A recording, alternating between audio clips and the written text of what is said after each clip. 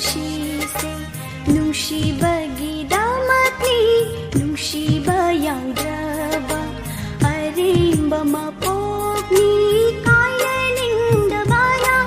अइगी वारिप्नी।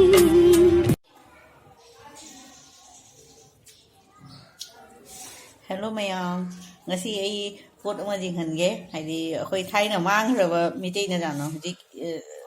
chana dre du do me chana masu jai ki du una dre chemba se changthoga utunga ga toraga thum morok mane atei de thoni go khapning ba hape me mayang ba hapning ba min hape phakpai hapning ba hape kitho mana hapning ba min hape tilho su ka ga hap jai si se tumai chana ram bani ado ꯑꯗꯨꯗꯣ ꯑꯩ ꯉꯁꯤ ꯇꯧꯔꯤ ꯌꯦꯡꯍꯟꯒꯦ ꯍꯥꯏꯅ ꯑꯗꯣ ꯉꯥ ꯑꯖꯥꯏꯕꯒ ꯆꯥꯔꯒ ꯍꯥꯎꯕꯅꯤ ꯑꯗꯣ ꯑꯩ ꯃꯌꯥꯝꯗ ꯌꯦꯡꯍꯟꯒꯦ ꯍꯥꯏꯅ ꯑꯩꯅ ꯁꯤ ꯚꯤꯗꯤꯑꯣꯁꯦ ꯂꯧꯕꯅꯤ ꯌꯦꯡꯃꯤꯟꯅꯁꯤ ꯃꯌꯥꯝꯗꯣ ꯁꯤꯅꯤꯁꯦ ꯁꯤꯁꯦ ꯃꯣꯏ ꯄꯣꯍꯥ ꯀꯧꯔꯤ ꯆꯦꯡꯕꯥꯛꯅꯦ ꯇꯤꯜꯍꯧꯅꯦ ꯃꯇꯔ ꯒꯥꯖꯔ ꯍꯥꯞꯄꯁꯨ ꯌꯥꯏ ꯕꯤꯟꯒ ꯃꯣꯔꯣꯛꯀ ꯇꯧꯔꯒ ꯉꯧꯔꯤꯕ ꯃꯤ ꯈꯔꯅ ꯖꯥꯏꯍꯪꯁꯨ ꯍꯥꯞꯄꯤ ꯈꯔꯅ ꯍꯥꯞꯅꯗꯦ ꯖꯤꯔꯥ ꯍꯥꯞꯄꯤ ꯁꯣꯞ ꯍꯥꯞꯄꯤ मैंने पासुरोन मेथी खरा सुम हापी तो असी सिना कई हाई तारे कइनोगी मी खरना सुमाई चारगा पामी से पोहा कौरी नॉर्थ ईस्ट की मपान आउट ऑफ असम अखोई मपान उन्ददी असमाई त चाने ब्रेकफास्ट अखोई की मिटे ये चेंबा के स्टाइल ना तो आले चावगी हाँ ना देखी तो सो एजेंट हलकनी सिनीसे सिनी nga जायबगा चेंबासे चामधोगा ओतोंगागा थुमगा मोरोका तिलहोगा हापचले फदिगोम सु जावरे अदो से तोनिगोक पाम मीना तोनिगोक सु हाप जाय मयांगबा तिलहो लोपनो हाप जाय सिया होजी कांदी अयु केसी ब्रेकफास्ट से काउनरे चाव चाव मैगी सिगुंबा सिना मी मैक्सिमम चानरे बाजार फ्री अवेलेबल लेबनिना सिसे तसीना जुंगी जुबीनी जुबी की मही नीचे से जुबी की मही के मतलब तुलसी मना हापनी है अदुगी सुम हापनी ही से कड़ी मरुम न दुदी खंदे प्यूरिफाई तो भी माने माई से अरे असी से या कहीं जुबी जुंगी जुबी से फजदर जे मुझे चावनी से मही से सु हाव बनी से टेस्टी नहीं थुम बनी जुबी से हाव जुबी नहीं सिनी इन मैम जिहनिंगना वीडियो से लौरी से सी चेंबाक का nga अजायबगा चेंबाक चामधोगा सुमाई ब्रेकफास्ट चाबसु हावबनी मैम सीसे केनोरनी बुगुती दुनी मनानी एनु साजा येना करिमा मचई दो इन थितुइबा सी मचई सिसु बाजार दि जोलिएबा केनो तो नंबगी सामरो बॉईल तौरगा चानैएबा मा केनो खिदाक ओइना असिसिना बुगुती मना लोय खितो खरेइना असिजे अकंगबदुनी माकी मसासे इसमै चैतेक तुमाय तबसे मचई से असिसु ए यूज ओय अदुगी ए असिसे थेगा थमिबा सिगा दो सिना बुगुती खरा दो लौरिबा अतैसु लै दो मिक्स तौरनी हानगी दुगा सिगा दुगो पुल्लगा एना टेबलेट सेमदेबा बाजार दा खुने लेबा मतमदा सी मचई सितनी खतंग को मपुंद जोलिदो क्या पी मपुंद बुगुती दो 30 रुपीस का पीएबा बुगुती दो माने मचई मंगा तरु मना तो हाइदी तरा मुक पांगदरा हाफ कर मोय बंडल बंडल जोली 30 रुपीस ता ऐसु जोन जानी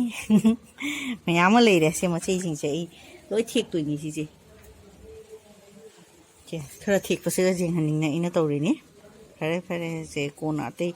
अतै मयाम मना जिंदुगा सिगा मिक्स तौरगा तौनी मचई सिना तोंगाना थमनी अदुगा टैबलेट सेमनी तो लॉन्ग प्रिजर्व तो थमना बगे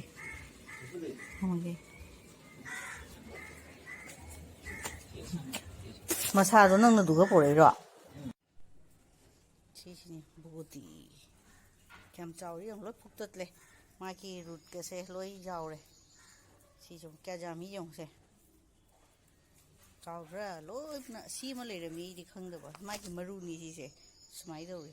तो सिसे तोनी सिसे थमगे सी रुचे मागी मचई सु सिगी सु लोय थुदिगा थमदबनी मचा मचा सियो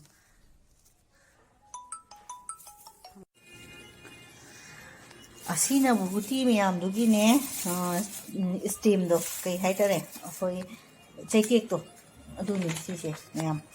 ꯃꯥꯅꯦ ꯃꯥꯒꯤ ꯃꯔꯥꯗꯨꯗꯤ ꯂꯪꯊꯦꯛꯈ꯭ꯔꯦ ꯑꯇꯩꯗꯤ ꯃꯥꯏ ꯆꯩꯇꯦꯛꯁꯤ ꯑꯁꯤꯅꯤ ꯕꯖꯥꯔꯗ ꯌꯣꯜꯂꯤꯁꯦ ꯃꯤꯅ ꯁꯤ ꯃꯄꯨꯟ ꯃꯄꯨꯟ ꯌꯣꯜꯂꯒ 30 ꯔꯨꯄꯤꯁꯇ ꯌꯣꯟꯅꯩ ꯁꯤꯅꯤ ꯑꯗꯣ ꯉꯁꯤ ꯂꯣꯏ ꯄꯨꯝꯅꯃꯛ ꯍꯦꯛ ꯐꯨꯛꯇꯣꯛꯑꯦ ꯑꯗꯨꯒ ꯍꯥꯟꯅꯒꯤ ꯈꯔ ꯂꯩꯌꯦ ꯑꯗꯨꯒ ꯍꯧꯖꯤꯛ ꯈꯔ ꯐꯪꯕꯁꯤꯒ ꯃꯤꯛꯁ ꯇꯧꯁꯜꯂꯅꯤ ꯑꯁꯤꯁꯦ ꯆꯍꯤ ꯀꯌꯥꯔꯣꯝꯒꯤ ꯃꯌꯥꯝ ꯑꯃ ꯆꯍꯤ ꯑꯣꯈꯥꯛꯌꯥꯝ ꯆꯍꯤ ꯆꯥꯅꯔꯅꯤ ꯁꯨꯖꯥꯝꯗꯤ ꯃꯤ ꯑꯈꯥꯕ ꯆꯥꯅꯗꯦꯗꯅ ꯀꯥꯟꯅꯔꯅꯤ ꯃꯊꯧ ꯇꯥꯕ ꯃꯤ ꯃꯌꯥꯝꯗꯁꯨ ꯄꯤꯔꯅꯤ ꯁꯤꯅꯤꯁꯦ ꯀꯪꯍꯜꯂꯅꯤ ꯁꯤꯁꯦ ꯁꯤꯅꯤ ꯕꯨꯕꯨꯇꯤꯗꯣ ꯆꯥꯝꯊꯣꯛꯑꯦ ꯆꯥꯝꯊꯣꯛꯑꯒ ꯃꯆꯨꯝ ꯇꯥꯍꯜꯂꯤ ꯁꯤꯗꯤ ꯆꯥꯖꯥꯝꯅꯤ ꯌꯦꯡꯉꯨ ꯀꯌꯥꯝꯒ ꯇꯦꯕ꯭ꯂꯦꯠ ꯊꯣꯛꯇꯣꯏꯕ ꯕꯨꯕꯨꯇꯤ ꯒꯨꯂꯤ ꯍꯌꯦꯡ ꯁꯦꯝꯒꯦ ꯈꯜꯂꯤꯅꯤ ꯍꯣꯔꯦꯟ ꯁꯤꯁꯦ ꯃꯌꯥꯝ ꯀꯩꯅꯣꯗꯣ ꯕꯨꯕꯨꯇꯤꯒꯤ ꯃꯅꯥꯗꯣ ꯁꯤ ꯑꯆꯧꯕ ꯁꯤ ꯃꯤडियम साइजꯀꯤ ꯖꯥꯔꯗꯣ ꯑꯁꯤꯒ ꯄꯨꯔꯥ ꯄꯤꯛ ꯊꯜꯂꯦ ꯁꯤꯃ ꯄꯨꯔꯥ ꯊꯣꯛꯏ ꯁꯤꯁꯦ ꯑꯩ ꯍꯧꯖꯤꯛ ꯒ꯭ꯔꯥꯏꯟ ꯇꯧꯔꯒꯦ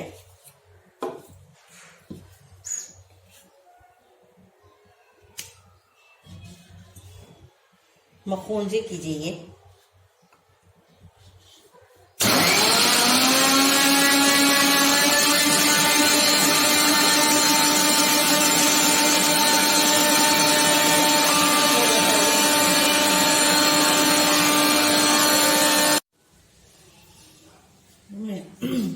ꯉꯁꯥꯏꯒꯤ ꯕꯨꯕꯨꯇꯤꯗꯣ ꯑꯩꯅ ꯄꯤꯛ ꯊꯟꯅ ꯁꯤꯒ ꯁꯨꯕꯗꯣ ꯑꯁꯤ ꯈꯛ ꯊꯣꯛꯑꯦ ꯁꯤ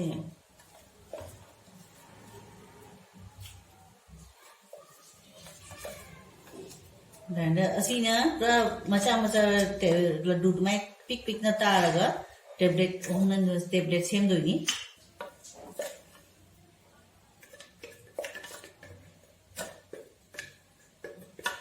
मुझे उधर पूरा पिथन राशि है थोड़ी से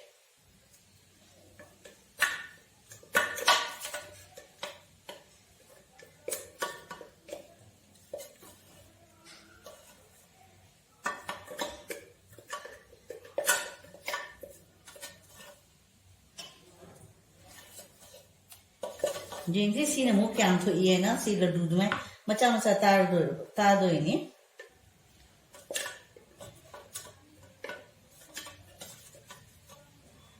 सी खा थोड़ी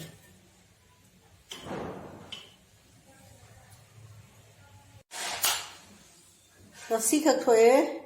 बुबुटी चिरोता टेबलेट है तो सी खा थोड़े अदुआ सी के जे जामे तो नहीं सी चाव चाव नस्माइल लड्डू में तो फल है जस्ट सी खकनी तो मुझे फौरनी दो लोरगा ओले सुम कन्नगा चाव लोरे चाव जारनी असी से मने किनो हेक प लोयबगा चामरोगा मचुम ताहलगा दुने डायरेक्ट तकपना भैयेबा नत्रगदी खितंग कंग्रगदी मासे किनो तोरियेबा ग्राइंडर तकपदा कुइना चंगी से दुना से हेगा सुम पबक तौना चामरोगा खुदकता सुम तकपिउ तरी से जारे ओले से बुबुटी टेबलेट सिनी से ngasai semido nage jinghange na tagumani se tabadi jinghan bare na kuina changni tabase tam tam na tawna